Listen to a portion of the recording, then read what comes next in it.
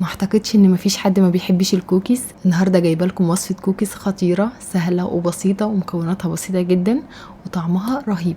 بتطلع معانا مقرمشه كده وفي نفس الوقت ناعمه وبتدوب ذوبان. مش هطول عليكم كتير، بس قبل ما نبدا ما تنسوش لايك كتير للفيديو ده. تعالوا على طول نشوف الطريقه والمقادير. وعشان نحضر الكوكيز بتاعنا هنحتاج نص كوبايه زبده ومعلقه كبيره وزنهم 120 جرام. الزبده كمان اللي هنستخدمها تكون زبده طريه او زبده بحراره الغرفه. هنزود على الزبده نص كوبايه سكر وزنها 120 جرام، وهبدا ان انا اقلب الزبده والسكر كويس جدا مع بعض بالمضرب اليدوي كده لحد ما نوصل للقوام الكريمي اللي انتوا شايفينه ده. نقلبهم بقى كويس جدا حوالي 5 دقايق. بعد كده هضيف عليهم بيضه بحراره الغرفه، ولازم البيضه تكون بحراره الغرفه عشان لما نحطها على الزبده ما تخرص. بعد كده بضيف عليهم ظرفين فانيليا او معلقه صغيره من الفانيليا السايله. هنقلب بقى المكونات دي مع بعض كويس جدا، وبمجرد بس ما البيضه بتختفي بنوقف تقليب. مش بنبالغ كمان في التقليب عشان المكونات ما تفصلش من بعض. دلوقتي بقى هبدا اضيف المكونات الجافه.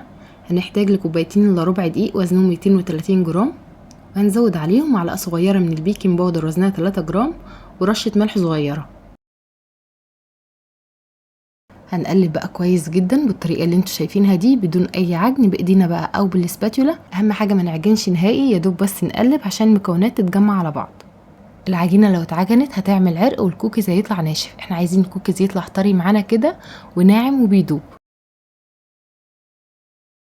اول ما المكونات بقى تتجمع على بعض وتبقى عجينه واحده هبدا ان انا اضيف عليها الشوكليت شيبس. هنحتاج ل50 جرام او ربع كوبايه من الشوكليت شيبس، ولو مش موجود بقى شوكليت شيبس نقدر نستبدلها بشوكولاته. بنقطع الشوكولاته لقطع صغيره وبنضيفها على العجينه. ينفع كمان نضيف مكسرات مع العجينه، هتبقى حلوه جدا. عين جمل، بندق، لوز، اي مكسرات متوفره عندنا هتنفع وهتبقى حلوه جدا. هجهز بقى كيس حلواني او كيس تلاجة. هبدا ان انا احط العجينه جوه الكيس وهعمل في الكيس فتحه كده صغيره من الاخر، وهنبدا نشكل الكوكيز بالطريقه اللي انتوا شايفينها دي. بمجرد بقى ما بنضغط على الكيس بنلاقي العجينه نزلت معانا بكل سهوله. العجينه طريه ولينه هتتشكل معانا بسرعه جدا. وبالنسبه للصينيه اللي انا بشتغل فيها مش بدهنها باي ماده دهنيه خالص. لو مش موجود عندنا كمان كيس حلواني بنشكل الكوكيز بايدينا عادي جدا. بنكور كده كور صغيره وبنحطها في الصينيه.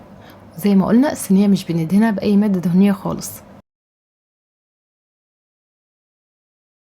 وفي الاخر خالص باخد ظهر معلقه وبسوي بيها وش الكوكيز بالشكل ده.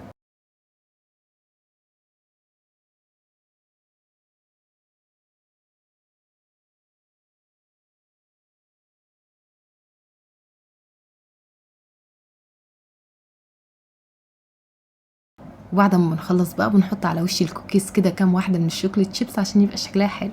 في الاخر خالص بدخلها بقى التلاجة لمده 10 دقايق قبل التسويه. وبالنسبه للتسويه هندخل الكوكيز فرن سابق التسخين على درجه حراره 180. هنحطه في الرف الوسطاني، الفرن يكون شغال من تحت بس. هياخد معانا 20 دقيقه في الفرن بالظبط وهنلاقيه استوى. واحنا بنشكل كمان الكوكيز لازم نسيب مسافه بين كل واحده والتانيه، لان طبعا حجمه بيزيد شويه. ده بقى شكل الكوكيز بعد ما خرج من الفرن. عايزه اقول لكم ان الريحه وقت الخبز بتطلع تجنن. الكوكيز ناعم جدا وبيدوب ذوبان وطعمه بجد رهيب. انا متاكده بقى ان اي حد هيجرب الوصفه دي هيعتمدها عنده على طول. ما تنسوش بقى تجربوا وصفه النهارده وتكتبوا لي رايكم في التعليقات على الفيديو. ولحد هنا وصلنا لنهايه الفيديو. بتمنى فيديو النهارده يكون عجبكم واستفدتوا منه. ولو اول مره تشوفوا القناه ما تنسوش تشتركوا، واشوفكم على خير ان شاء الله في فيديو جديد. مع السلامه.